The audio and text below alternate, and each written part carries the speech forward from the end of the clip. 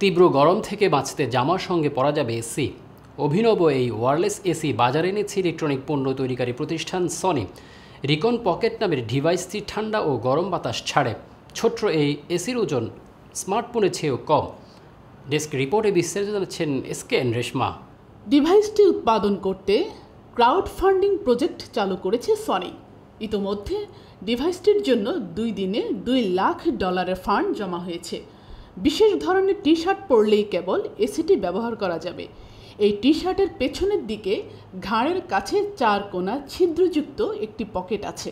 সেই পকেটে এসিটি বসানো যাবে। এর উপর বাইরের কাপড় পরতে হবে।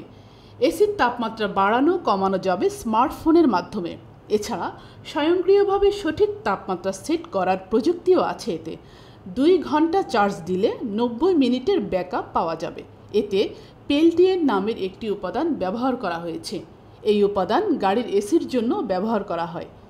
এই এসির দাম ধরা হয়েছে $130।